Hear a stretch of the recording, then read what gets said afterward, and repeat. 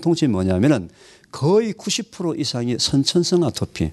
후천성 아토피는 아세트알데히드나 포르말데히드 같은 이런 유해 물질들이 접착제나 또는 플라스틱 같은 데서 나오는 것들인데 그것들은 그 아이를 거기서 옮기게 되면은 금방 낫습니다. 몇 개월 뒤에.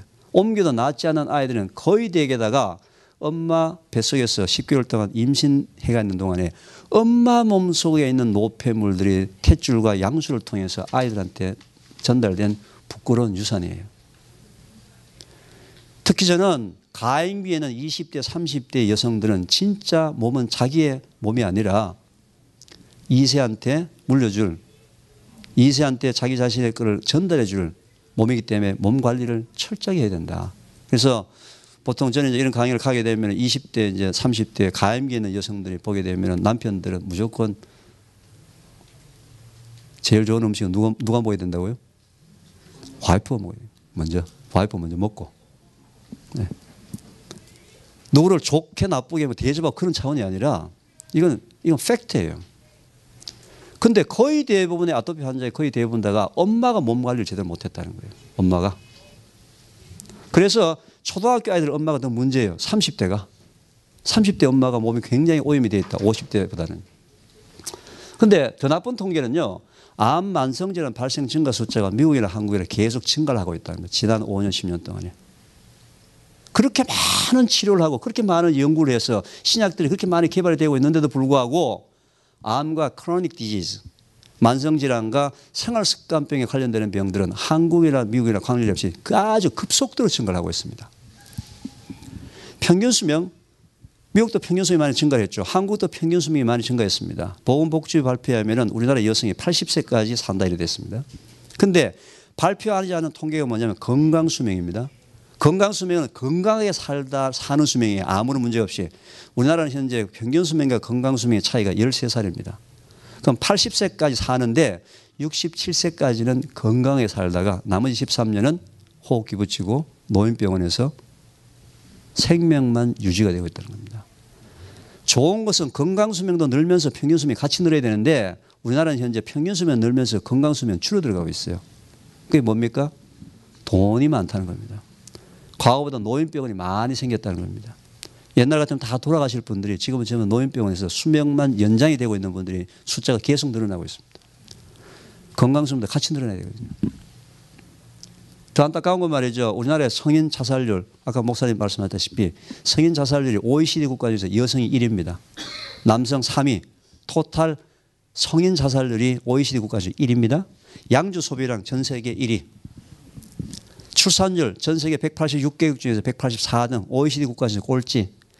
중고등학교 애들한테 물어봤어요. OECD 나라 중에 중고등학교 애들한테 너희들 행복하냐? 한국 중고등학교 애들이 4년 연속으로 자기네들이 제일 불행하답니다. 상대적 빈곤감입니다. 가진 게 얼마나 많은데도 불구하고 본인들이 제일 불행하다 생각해요. 저도 이제 대학에서 강의를 하고 있습니다만은 20대 아이들을 보게 되면 참 안타까운 게 많아요. 아이들이 방향이 없어요. 근데 영적으로 정신적으로도 오로지 인류대학만 가면은 다 문제가 해결된 것 같은 그런 삶을 살면서 육신적으로 먹는 먹거리가 엉망입니다. 먹는 먹거리가 빤해요.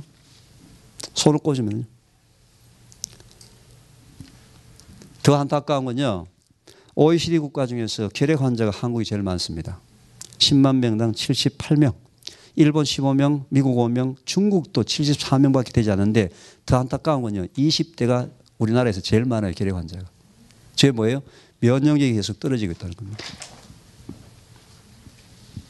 지금 제가 아주 작은 통계를 보여드렸습니다만 이 통계적인 수치를 보게 되면 지금 이대로 만약에 간다면은 참 안타까운 통계들이 앞으로 50년 뒤나 100년 뒤가 되면은 이제는 감기 환자 보듯이 암 환자가 집집마다 다 있고 아토피 환자는 누구나 다 아토피 환자가 될 것 같고. 자, 이걸 누구 책임으로 돌려야 될 거냐면 누구 책임으로? 이게 누구 책임이면 결국 우리의 책임이다. 우리의 책임이다. 특히 믿는 사람의 입장으로서 하나님의 자녀된 입장에서 우리가 하나님의 말씀에 불순종한 음식대로 먹음직보안직한 선악과의 모습을 따라갔기 때문에 우리가 그렇다는 거죠. 지금 현재. 그럼 저는 이 시대에 이 시점에서 우리한테 주신 하나님의 메시지가 뭐냐? 분명히 여러 가지 메시지를 주고 있는데도 불구하고 아까 그 기차 그 사진에 봤을 때 어떤 여자가 찻장박을 무끄러미 바라보는 그 모습 보셨죠? 무관심. 자기하고 관계없다는 거죠. 자기하고 관계없다는 거죠. 우리 몸의 세포는 약 70조 개의 세포로 되어 있습니다. 70조 개의 세포로 되어 있는데요. 거의 대부분의 세포들이 보게 되면 약 7년 정도가 되게는 한번 전부 다 리사이클을 하도록 그렇게 되어 있습니다. 그럼 우리가 매일매일 먹는 음식에 의해서 이 세포들이 하루에도 수십억 개 정도의 세포가 다시 재생이 되는데 그 재생이 되는 아주 복잡한 메커니즘에서 여러 가지 이유가 있습니다. 바람인자가 있을 수도 있고요. 뭐 여러 가지 이유에 의해서 우리 몸속에서 매일매일 수천 내지는 수백 또는 심지어는 수만 개의 뮤테이션, 암세포들이 발생이 되기 시작합니다. 이상세포가 발생이 되는 거죠.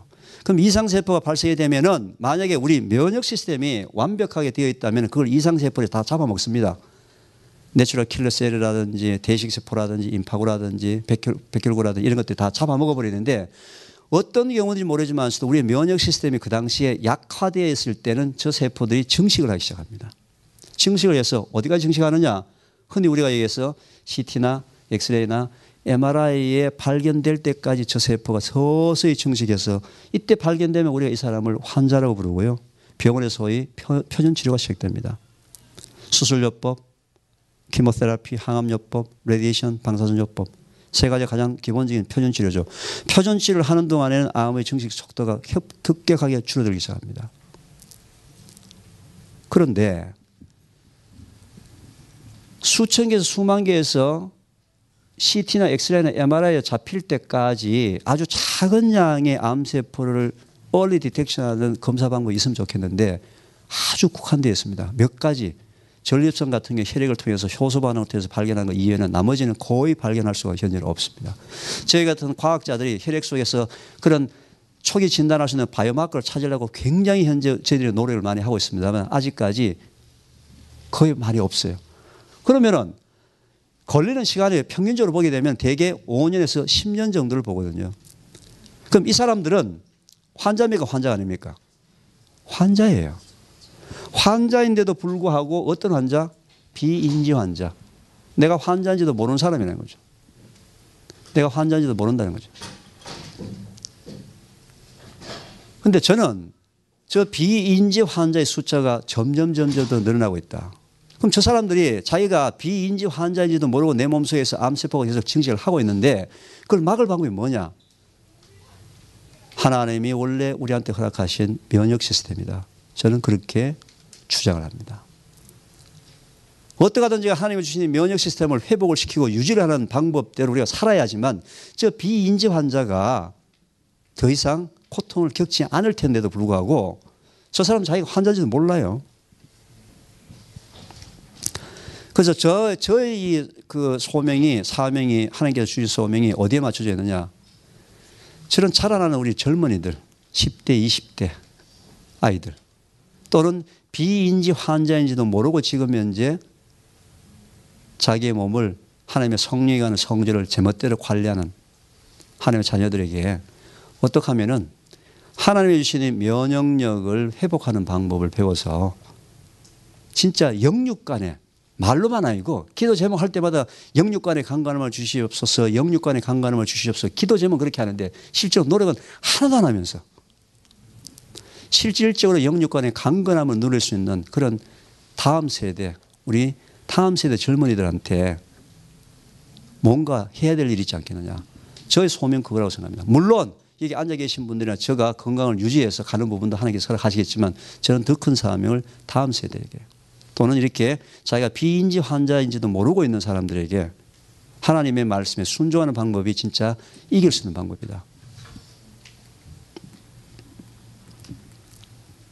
그럼 정상인은 누구냐? 저 밑에 줄을 쭉 끊었지 않습니까? 매일매일 수천 개, 수만 개의 암세포가 만들어지는데 면역 시스템이 활성화되어서 매일매일 잡아가서 평생 가면 그 사람이 정상인이에요. 그래서 정상인과 우리 환자들과의 사이는 종이 한 장의 차이다.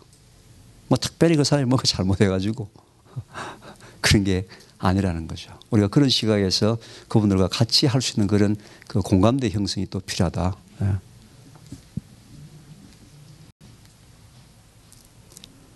오늘